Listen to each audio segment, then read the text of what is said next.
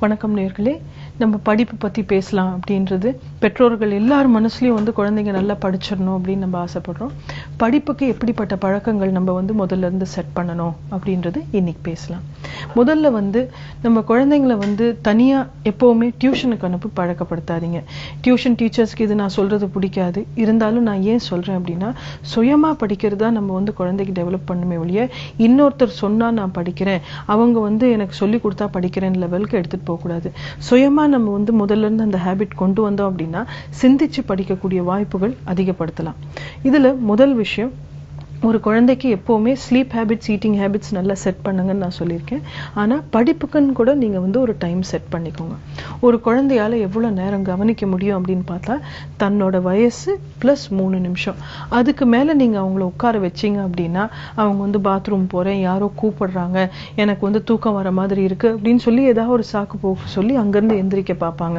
அதனால வந்து நீங்க வந்து 1 மணி நேரம், அரை மணி நேரம் அப்படின்றதெல்லாம் உட்கார வைக்கிறதுக்கு பதிலா 6 மணி to 7 மணி அவங்க படிக்கணும்னு நீங்க ஆசைப்பட்டீங்கன்னா முதல்ல வந்து அவங்களோட உட்கார்ந்து படிக்கக்கூடிய வேலைகள் எல்லாம் முடிச்சிருங்க. ஸ்டடிங் ஹோம்ஒர்க்னு சொல்லக்கூடியது, டெஸ்ட்டுக்கு உண்டானது, அதெல்லாம் முதல்ல முடிச்சிருங்க. அதுக்கப்புறம் ரைட்டிங் ஹோம்ஒர்க் கொடுங்க. இல்லைன்னா என்ன ஆகும்னா, நீங்க ரைட்டிங் ஒர்க்கை முதல்ல கொடுத்துட்டீங்கன்னா குழந்தைங்க வந்து படிக்காம இருக்கிறதுக்கு மெதுவா எழுதி அதை அழிச்சு திரும்ப திரும்ப எழுதி நிறைய நேரம் அதுல வேஸ்ட் பண்ணிட்டு கிட்டத்தட்ட 11 மணி வரைக்கும் ஹோம்ஒர்க்கை வந்து இழுத்துருவாங்க. படிக்க உட்கார வைக்கிறதுக்கு முன்னால சின்ன குழந்தைங்களா இருந்தா நிறைய அவங்கள ஓடி விளையாட விட வைங்க. ஒரு 1 ஹவராவது குழந்தை நல்லா ஓடி விளையாடி இருந்தா ஸ்கூல்ல இருந்து வர வழியில ஸ்கூல்ல நடந்த விஷயங்கள், அதுல என்ன மன அழுத்தம் இருந்தாலும் அது வந்து அந்த விளையாட்டுல வெளியே போயிடும். இந்த விளையாட்டுல மன அழுத்தம் வெளியே போயிடுச்சு அப்படின்னா குழந்தைங்க வந்து உட்காரும் போது அவங்களால வந்து கான்சென்ட்ரேட் பண்ண முடியும். பெற்றோர்கள் இங்கேயும் ஒரு சந்தேகம் எனக்கு சொல்லுவீங்க, மேடம் நீங்க இப்படி சொல்றீங்க ஆனா உட்கார்ந்த உடனே அவங்க வந்து தூங்கிடுறாங்க அப்படின்னா, நைட் டைம் ஸ்லீப் சரியில்லைன்னா அப்படி இருக்கும். நைட் டைம் குழந்தைக்கு என்னதான் இருந்தாலும் 10 to 12 மணி நேரம் தூக்கம் இருக்கணும். இது இருந்தா அவங்க ஈவினிங் வரும்போது அவங்களுக்கு வந்து கான்சென்ட்ரேஷன் போதுமான அளவுக்கு இருக்கும். தேவையில்லாத சண்டையிலலாம் இறங்க மாட்டாங்க.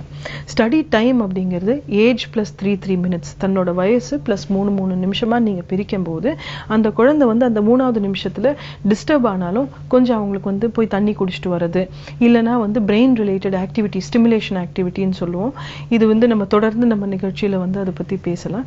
சின்ன சின்ன விளையாட்டுகள் கொடுக்கும்போது மூளைக்கு வந்து நரம்பியன்களை வந்து நம்ம தூண்டி விடுவோம். இது போக அவங்க வந்து படிக்கும்போது நீங்க வந்து கேள்வி கேட்டு அவங்க எப்பவுமே பதில் சொல்ற பழக்கத்தை கொண்டு வராதீங்க. அவங்க இங்க இப்படி படிக்க உட்காருங்கன்னா நீங்க அதுக்கு முன்னால போய் உட்கார்ந்து நான் கேட்கறேன் நீ சொல்லு அப்படிங்கிற லெவல்ல அவங்கள வந்து ஃபோர்ஸ் பண்ணிடாதீங்க. முக்கியமா நீங்க என்ன செய்யணும்னா, குழந்தை படிக்குது அப்படின்னா செவுரை பார்த்த மாதிரி உட்கார வைங்க.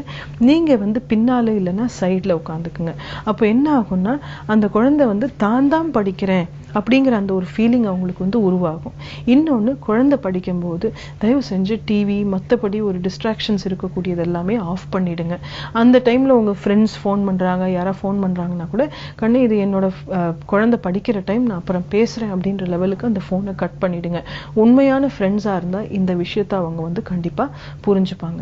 இன்னொரு ரொம்ப முக்கியமான விஷயம், நீங்க பக்கத்துல உட்கார்ந்துட்டு இருக்கும்போது நீங்களுமே வந்து படிப்பு சம்பந்தப்பட்ட விஷயம் ஏதாவது ஒண்ணு செய்யணும். ஸோ நீங்களுமே ஒரு புக் ஏதாவது ஒன்று படிச்சுட்டு இருக்கலாம். சினிமா சம்பந்தப்பட்டது இல்லை, உங்களோட வளர்ச்சி சம்பந்தப்பட்ட ஏதாவது ஒரு புக்ஸ் நீங்க அங்க அந்த சைட்ல படிச்சுட்டு இருந்தீங்கன்னா, நான் மட்டும் படிக்கிறேன் அப்படின்றது இல்லாம அம்மாவும் என் கூட படிக்கிறாங்க அப்படிங்கிற அந்த ஒரு ஃபீலிங் வரும்.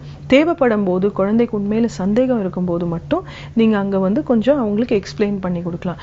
எல்லா விஷயத்தையும் புதுசா நீங்க சொல்லி கொடுத்து எல்லாத்தையும் நீங்க வந்து அவங்களுக்கு எழுத படிக்க வச்சீங்க அப்படின்னா அவங்க கிளாஸ்ல கவனிக்கிறது குறைஞ்சிரும்.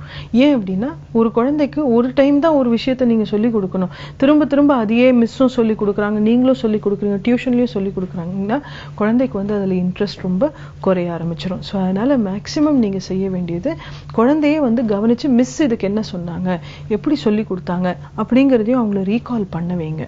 அப்போ ஸ்கூல்ல இருக்கக்கூடிய வேலை மேலேயும் அவங்களுக்கு வந்து நிறைய ஃபோக்கஸ் இருக்கும். இல்லைன்னா நீங்க எல்லாம் பார்த்துப்பீங்கன்ற தைரியத்துல ஸ்கூல்ல கவனிக்கிறது குறைஞ்சிரும், கவன சிதறல் அதிகமாயிடும், அங்க ப்ராப்ளம் பிஹேவியர்ஸ் அதிகமாகும். இங்க படிக்கும் போது அந்த குழந்தைக்கு நிறைய பாராட்டல் கொடுங்க. ஒரு பேஜ் அவங்க எழுத சொல்லியிருந்தாங்கன்னா 3 பகுதியா பிரிச்சிருங்க.